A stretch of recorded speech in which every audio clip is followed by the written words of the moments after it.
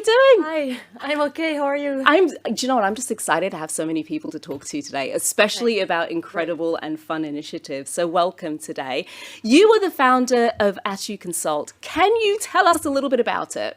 Yes, so OT Consult is an IT and data consulting company. It's also a social impact consulting, social impact company because all our consultants are on the autism spectrum. That is pretty cool. So why is neurodiversity such an asset for organizations? Well, people who have a different cognitive functioning, they perceive things differently, they analyze things differently, they offer solutions that are out of the box systematically because they can't be inside the box cognitively. So they bring innovation, they provide new perspectives into teams. And we already, research has already shown that diversity is a vector for innovation in any kind of project. So, and I believe that neurodiversity, cognitive diversity, is actually kind of the extreme example of what diversity can bring into companies and projects, mostly for innovation. I love that because there's this saying, it goes something like, you can't solve a problem with the same thinking that got you to it. So to have people who naturally they just think differently and they present to the world differently really must help in terms of organizations being able to solve problems rather than us thinking of it as a Achilles heel. Yeah, and curiously, most of the big firms today, everybody craves for innovation, but we do have a tendency to recruit clones, to recruit people who have the same background, the same diplomas, the same gender, the same age sometimes, so we all know about that. And even though things are changing, well, let's face it, we can't innovate if people who are supposed to bring the ideas all look like each other, you know? So neurodiversity is one of the people who have a diagnosis of autism, dyslexia, dyspraxia, hyperactivity. They're unknown and they're very much discriminated. For example, there's 1% at least of the worldwide population that is on the autism spectrum, and about 90% of them are without a job. And it's really weird because at least 70% of them do not have any cognitive deficiency associated with their autism, so they should be at school with us, at university with us, and in a job with us, and they're not. We don't really see them. So things are changing, awareness is raising, and yeah, we try to participate in that change.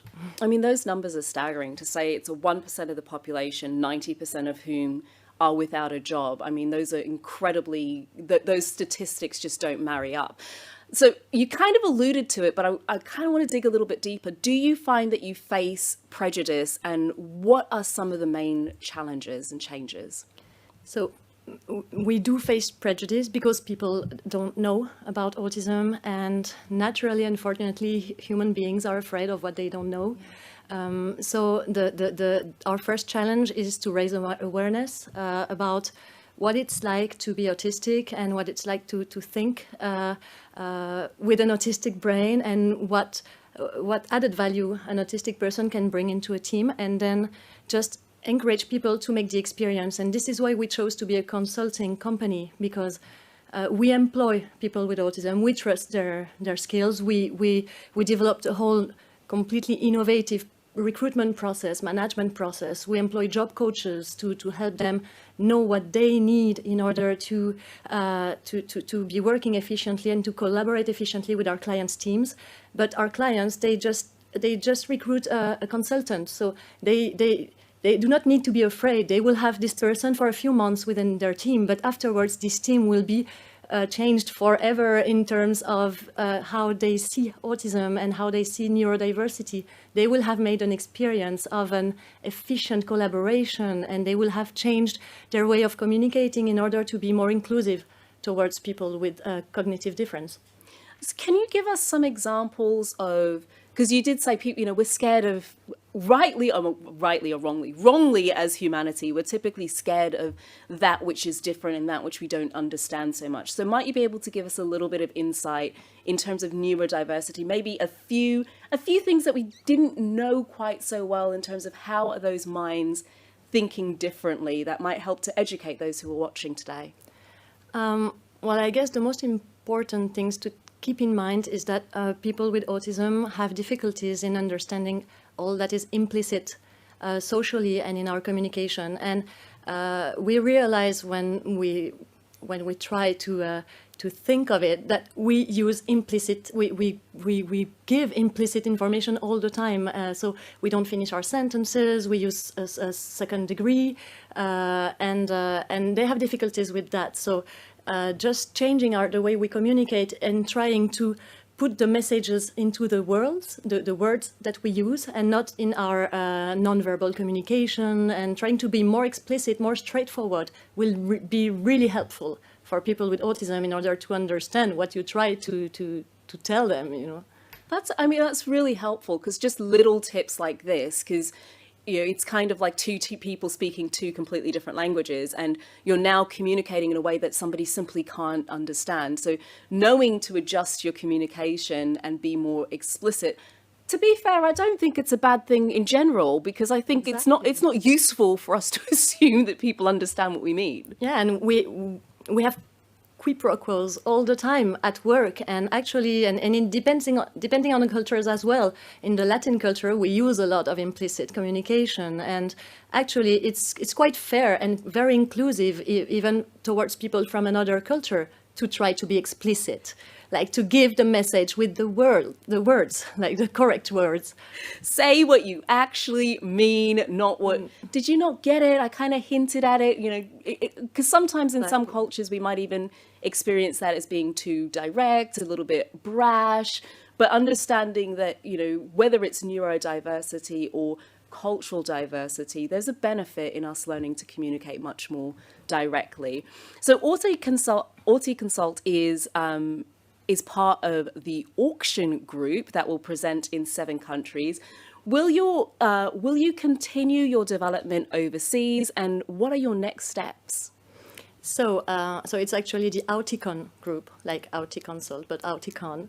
The headquarters is based in Germany, and we're in 7 countries now. Obviously, our objective is to offer a maximum of job opportunities to a maximum of people with autism around the world. So the first project is to develop geographically, nationally, in France and in other countries, in cities, but also internationally. But we do have other projects. For example, in 2020, we developed a new offer, a new advisory service for our clients to be able to be themselves more inclusive as recruiters. So our job coach team, international job coach team, developed in 2020 a whole process, a whole program that is mixing theoretical training for HR managers and colleagues, as well as experiencing, like a true experience of neurodiversity at work within teams, in order to change the culture of our clients' facilities and help them being themselves more inclusive and attract, recruit, and retain neuroatypical profiles. And not only autism, actually, also dyslexia, ADHD, so attention deficit hyperactivity. Yeah. That is incredible. Exciting. That is absolutely incredible. Do you think that change now will help draw attention to the incredible work that you're doing? Yes, definitely. I believe people who are attending the change now are already convinced that some changes need to be done, are usually interested into inclusion as well. Once people are aware of how many of this 1% for autism, it's almost 20% of the population who are hiding their diagnosis of neurodiversity. It's a huge impact. So what I hope is and we have already had many contacts for new enterprises that want to work with us. We will have some more. And moreover, we're super proud to be part of this dynamic, because impact entrepreneurship is really I think the way to have a better future for ourselves, for our children, for our planet. And it's really great to be part of this dynamic. And I hope also it will bring our consultant to work on impactful projects. So even nowadays we already are invested into, like 60% of the projects we're invested into are in research or innovative projects. I want to have more of our consultants who are really concerned about the planet to involved into impactful projects for ecology, climate, inclusion, so social impact business, to give us some work and to tap into the talents of our consultants. That is, I'm blown away. The work that you're doing, I think, is fantastic. There are so many different dimensions to diversity and inclusion, and so I think it's incredible because sometimes we forget the dimension of neurodiversity. So I think the work that you're doing is absolutely incredible. And thank you so much for joining us here today. It's been really absolute pleasure having you here.